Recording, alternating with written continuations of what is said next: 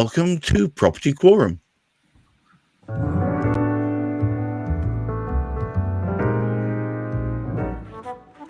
Well, welcome one and all once again to another Property Quorum. Bienvenue.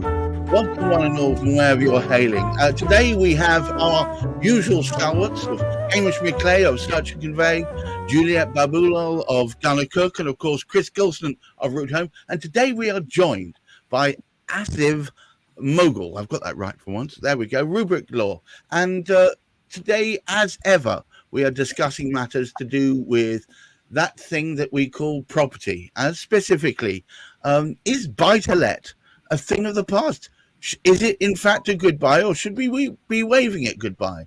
And to start us off, I'm going to mercilessly throw Hamish McLay straight under the bus. What say you, Hamish? Well, one of the fortunate positions I am in, very often within our conversations, I know very little of the seriousness of the situation we're in because I carry out something very simple. However, one has this concern that with the new government, we're going to leap forward into amazing new things. I think they called it adult. We were meant to move into adult thinking. Yet sort of somehow I'm a little bit concerned because our society depends very, very much on where people live and the fact that they have homes to live in. And whilst we have a government sort of saying on one particular side of things that it seriously wants to improve our housing stock, increase the numbers vastly, I have a little bit of concern in my mind. And it's quite interesting, if you like, who we have here discussing the matter today, because there's some interesting sides to this, because I don't need to work out risk. Both Asif and Juliet need to work out risk in terms of what the client or the lender are needing to sort of, is this a good idea? And of course, Chris, the thing I like about Chris, he says there's always opportunity. I'm wondering at the moment, is there real opportunity? Is it safe? Are we well guided in in whatever way we're trying to advise people to actually sort of move forward? Is this a good time to buy? So, with that in mind, Juliet, are the days of the buy-to-let boom dim and distant past, or are they still opportunities there? Do you know, I mean, back in the 90s when there was this concept of cheap money and getting money from lenders cheap, I remember that well.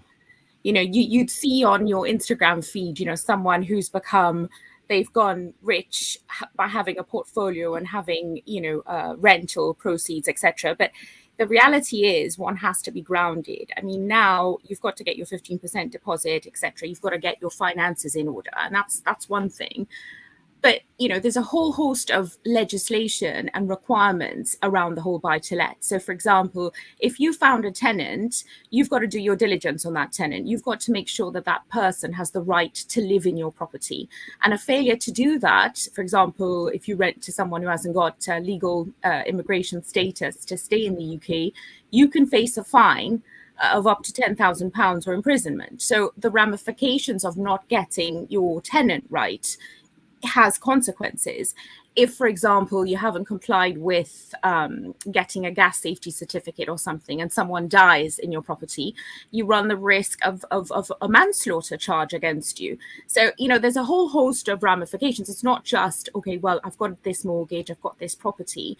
You know, there are other things involved in the buy-to-let, and it's progressively getting really difficult. If you sold your property, you'd have capital gains to pay. If you're getting rental income, you're going to have to do self-assessment and pay tax on the rental income that you're getting. If you are if you're looking to get rid of your tenants, Section 21s are no longer available. You know, so there's a whole host of requirements on the landlord. It's no longer, oh, I get some cheap money and I'll get a property and I'll make some money on it. There's no longer mortgage relief on your rental income. So, you know, whether it's goodbye or whether we need some new legislation in place, it's not about, you know, punishing people because they're able to make some money, etc. But it's about doing it right. And the days of the 90s when people were making, you know, big profits, etc., you know, those are slowly going down. And a lot of my clients who are portfolio landlords are just trying to get rid of their portfolio now. Chris, welcome as per. So should we just pull up the duvet and just hope tomorrow's a better one? You can't lament for times past. I mean, if I'd only have started investing in the 90s, oh my goodness, I'd be on a yacht somewhere right now. Yes, I know. There's that single Bitcoin sitting on a hard drive somewhere. I know I've left it. That's the one. But Julie, that's absolutely right. The times do change, but there is huge opportunity still there. So buy-to-let's the biggest foundation of the market. So the private rental sector still makes up 20 to 25% of all rentals. It's a huge burgeoning industry, and Juliet has also pointed out that there are lots of landlords who have made their money as they've accrued all these properties when they were much cheaper, and they're now almost in a capital gains tax nightmare because they need to offload some of these. The CGT allowance, it's not going to really spread very far across even one property anymore. No, God, no. Yeah, there is a challenge there. So, and again, we help landlords in exactly that scenario, trying to help them offload. And because many of them do not have an exit plan, the big challenge that the PRS has got is that, as Juliet's already alluded to, with all these different regulations and increasing regulations, landlords feel like they've been hammered over the head by successive governments over the last couple of decades, and they're pretty peed off with it, to be honest with you, which is why they are exiting the market in droves. That has a really detrimental impact on the amount of housing stock that's available for the PRS, and people need to rent. The reality is that with house prices continuing to escalate, it makes property ownership even less affordable. So it's very much moving to a German-style market where less and less people own and more people rent. So it's very worrying that the PRS is contracting to the extent that it is. But yeah, in that contraction, that also does provide huge opportunity for prospective investors who want to get involved. And the key consideration is, how do I get involved? Asif, a great welcome to you from here on Property Quorum. Now, Chris is almost alluding to the fact we're heading towards generation rent, and that it's no longer going to be even a concept, the buy-to-let, because nobody can afford to let the buy. What say you? There's no denying we've seen a almost societal shift where more and more people, as Chris put out, more people are renting and not able, for various reasons, to start a home ownership journey. I don't think that needs to be the route, though, or the direction of travel. For the government, if they're looking at creating more homes, then as part of that, there should be an agenda to encourage home ownership as well. And I think landlords do have a big part to play in that. You know, they make up 25% of the market, as Chris alludes to. And so there probably are opportunities going forward. You could look at all the regulations that are coming into play to make it harder and harder to operate in the buy-to-let market. But there's also opportunities which might come into play with planning reform, and that might make the creation of new home units easier, and it might encourage more landlords to enter the market and act as a layer of developers as well, and put more units back into the market for sale, affordable units maybe as well. So it doesn't need to be the case that we continue this journey of everyone just renting and having this sort of German occupation model. I think there are opportunities there to maybe stop that slide and find a happy medium that takes us somewhere in between provision of homes for renting, but also provision of homes for people to buy, because we are fundamentally a home-owning nation, and it'd be a shame to move away from that. Well, it just seems to me that it's just ever more scary and open to be a property owner. Is that the direction of travel, or should it? I mean, as you say, Asif, it seems logical that we are focusing on trying to get people into a position of property ownership, yet the property price is getting to the point where, unless you're a landed gentry or somehow won a multi-million-pound lottery, it's going to become unaffordable. You're absolutely right. The cost of starting home ownership is very difficult and very expensive. And in the current climate, that's probably as hard as it's ever been. You could argue that successive governments have sort of tinkered around the edges a little bit with various schemes they've introduced to allow people to get onto the housing ladder. It needs more serious reform, and that brings into play various aspects around planning, around mortgage lending and guaranteeing and all that sort of stuff. It's a combination of things that will allow people to get onto the home ownership ladder, but allow them to get onto it in an affordable manner. And I think that's where we need to be heading.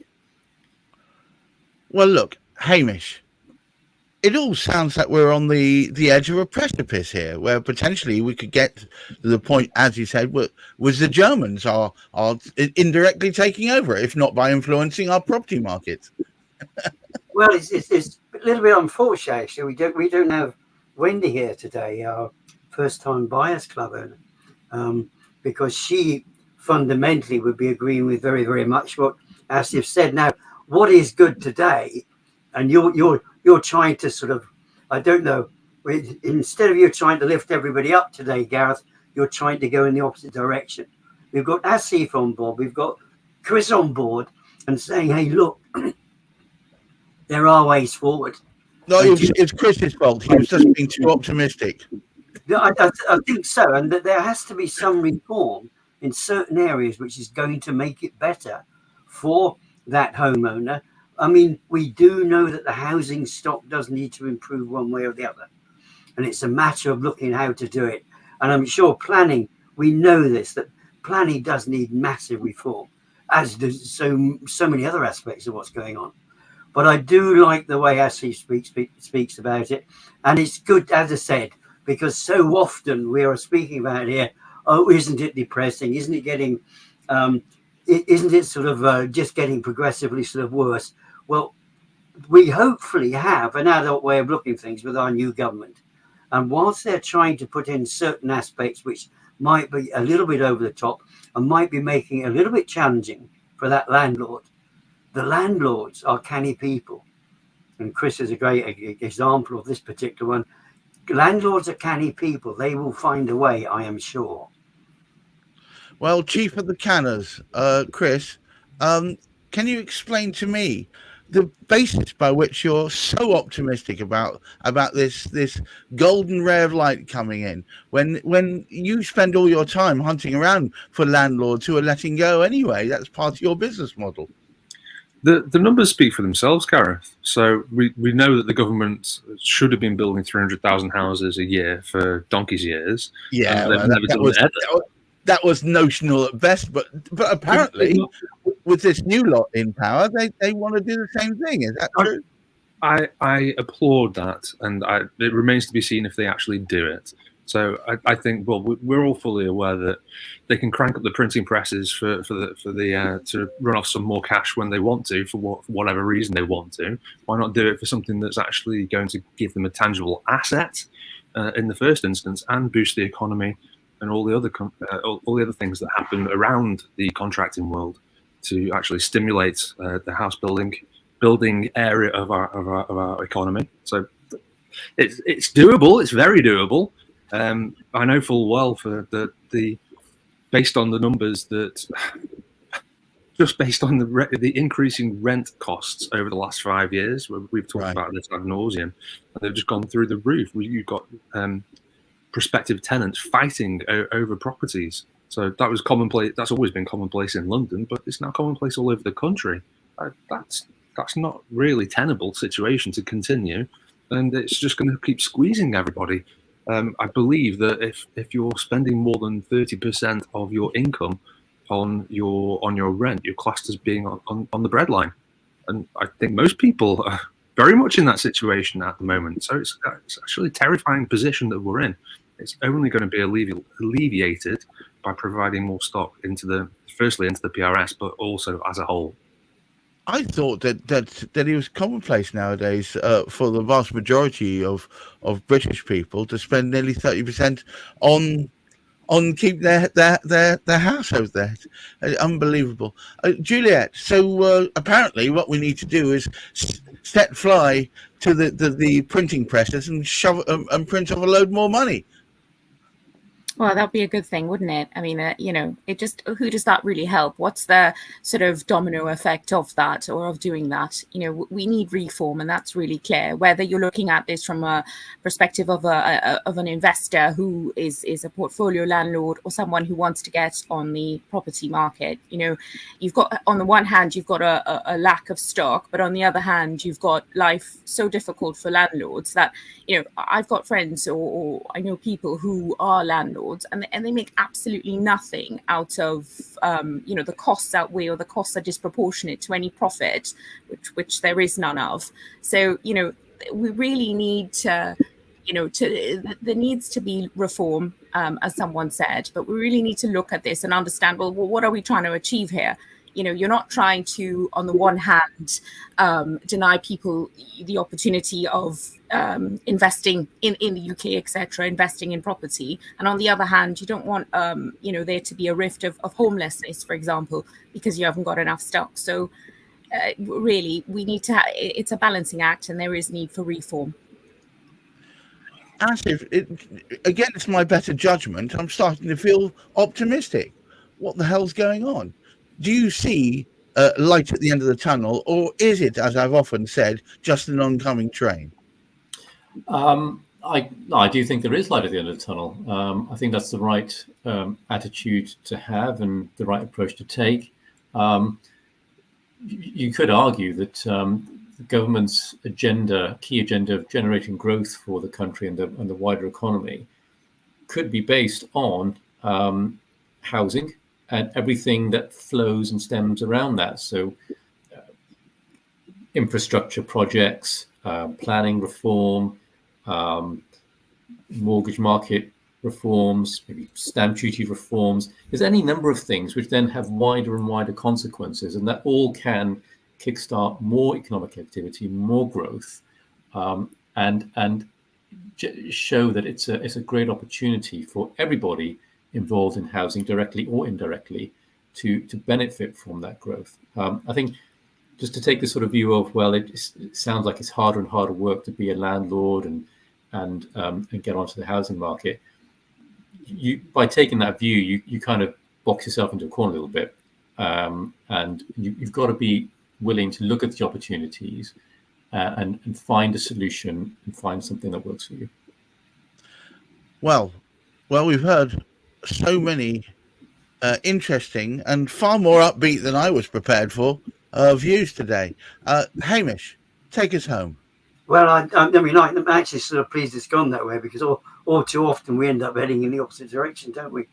And just carry on from what we're just sort of saying, it's there are certain aspects of the economy which have been mentioned, but there's a local economy which the availability of housing, with the movement of people, with that, because if somebody's moving into a property within a new county, they're going to need furniture, they're going to need the removal guys, they're going to need the help in the garden.